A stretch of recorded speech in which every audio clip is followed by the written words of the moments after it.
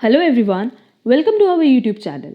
हमारा आज का सेशन अगेन हमारे इंपॉर्टेंट एमसीक्यूज सीरीज से रिलेटेड है, जहां हम लोग कुछ इंपॉर्टेंट एमसीक्यूज डिस्कस करने वाले हैं रिलेटेड टू स्टैटिस्टिक्स। अगर अभी तक आप इस सीरीज से नहीं जुड़े हो तो आई विल सजेस्ट कि इस सीरीज की सारी क्लासेस आप कवर कर लेना, क्योंकि यहाँ हमने वो एमसीक्यूज डील किए हैं जो कि पास्ट ईयर क्वेश्चन पेपर्स में कवर किए गए हैं। ये एमसीक्यूज हर एक कॉमर्स बेस्ड कॉम्पिटिटिव एग्जाम के लिए इक्वली रेलेवेंट है।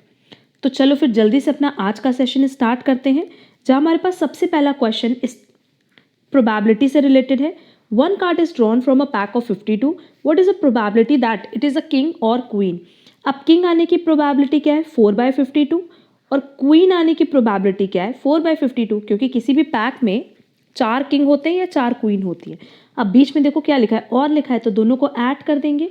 8/52 ये हो जाएगा 2 और ये हो जाएगा 13। दैट इज करेक्ट आंसर होगा B. Next, the probability that a leap year has 53 Wednesday is.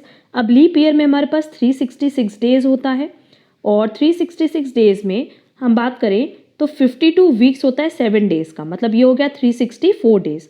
अब बैलेंस कितना बचा 2 डेज, तो ये 2 डेज वेडनेसडे हो सकता है। जैसे अगर कॉम्बिनेशन बनाओ, संडे मंडे का एक कॉम्बिनेशन बनेगा, Monday Tuesday, Tuesday Wednesday, Wednesday Thursday, Thursday Saturday, Thursday Friday, Friday Saturday और सैटरडे संडे। तो देखो एक्स्ट्रा वेडनेसडे आने की प्रोबेबिलिटी क्या है 2। क्लियर। एंड जो ओवरऑल हमारे पास टोटल आउटकम बना 1 2 3 4 5 6 7, तो 2/7 करेक्ट आंसर होगा। दैट इज करेक्ट आंसर होगा ए।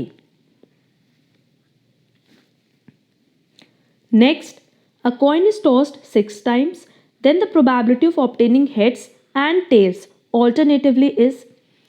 अब अगर 6 टाइम आप कॉइन टॉस करोगे, फर्स्ट टाइम अगर हेड आ रहा है तो फिर tail head tail head tail, एक तो ये प्रोबेबिलिटी बनेगी, या tail head tail head tail head. तो total number of favourable outcomes कितने हुए 2। एंड अगेन क्योंकि अगर आप 6 टाइम कॉइन टॉस करो तो जो टोटल आउटकम आएगा वो आएगा 2 × 2 × 2 × 2 × 2 × 2 × 2, दैट इज 64 टोटल आउटकम्स आएंगे, और उसमें से फेवरेबल आउटकम्स कितने हैं 2। तो करेक्ट आंसर हो जाएगा 2/64, और इसको फर्दर सॉल्व करने पे आएगा 1/32। दैट इज करेक्ट आंसर होगा C. Next, 2 different dice are thrown simultaneously, then the probability that sum of 2 numbers appearing on the top of dice 9 is।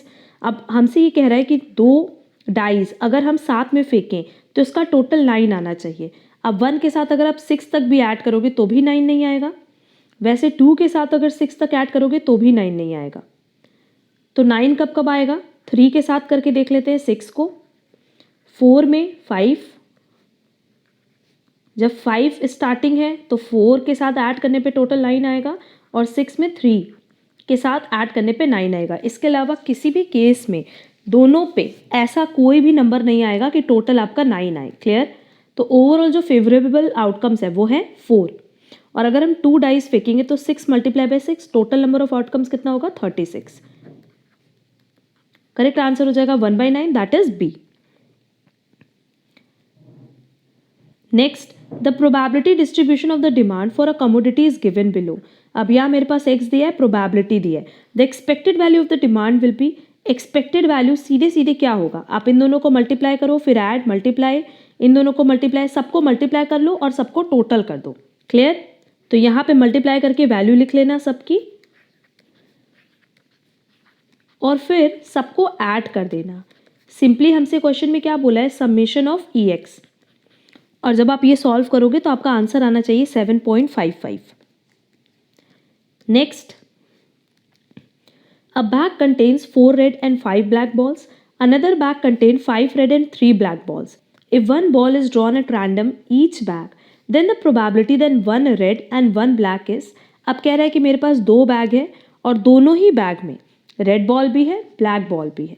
अगर हमसे प्रोबेबिलिटी पूछ रहा है 1 रेड 1 ब्लैक की, तो हम कह रहे हैं कि अगर मान लो फर्स्ट बैग में से रेड बॉल निकल रही है तो सेकंड बैग में से क्या निकलेगी, black ball.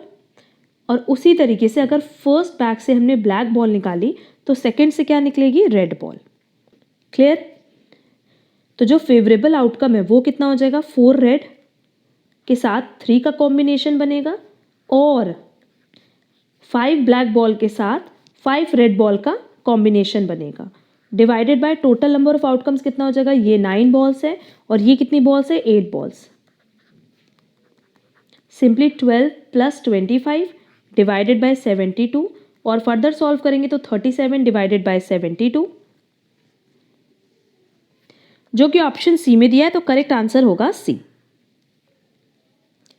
Next, if Laspeyres index number given है, पैशेज इंडेक्स नंबर गिवन है, तो क्या हम फिशर्स इंडेक्स नंबर निकाल सकते हैं? बहुत ही इजीली निकाल सकते हैं, क्योंकि फिशर्स इंडेक्स नंबर क्या होता है, ज्योमेट्रिक मीन होता है किसका, लास्प्रेज इंडेक्स नंबर का एंड पैशेज इंडेक्स नंबर का। तो आपको सिंपली क्या करना है, √250 मल्टीप्लाई बाय 160। अब आप इसको फर्दर सॉल्व करोगे तो जो आपका आंसर आएगा वो आएगा 200, दैट इज करेक्ट आंसर होगा A 200, which is called an ideal index number. Fisher index number को हमेशा हम क्या कहते हैं, ideal index number. Next, the circular test is an extension of, circular test किसका एक्सटेंशन है, टाइम रिवर्सल टेस्ट का, factor reversal test, unit test और none of these. Time reversal test का ही एक्सटेंशन है सर्कुलर टेस्ट। जैसे हम index number complete करा देंगे ये सब क्वेश्चंस आपको बहुत ही इजीली समझ आएंगे। Next, circular test is satisfied by Lasprais index number no, Pash's index number no, the simple geometric mean of price geometric mean of price relative and weighted aggregative with fixed weight। Circular test, ये सब circular test को satisfy करते हैं। और हमारा आज का last question है, if the price of a commodity in a place have decrease by 30% over the based period places, then the index number of that places. अब बेस पीरियड के इंडेक्स नंबर को हम हमेशा क्या लेते हैं, 100 लेते हैं। और अगर अभी करंट ईयर का जो प्राइस इंडेक्स है वो 30% से डाउन हुआ है, तो 30% मतलब 30 से डाउन हुआ है, मतलब उस ईयर जो इंडेक्स नंबर होगा वो कितना होगा, 70। तो करेक्ट आंसर होगा सी 70।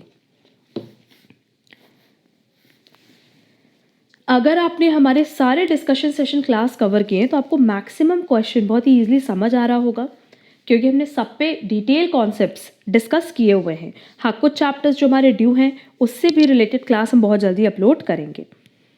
अगर आपको आज की क्लास यूज़फुल लगी है, वीडियो पसंद आया है, तो वीडियो को लाइक कमेंट शेयर ज़रूर करना।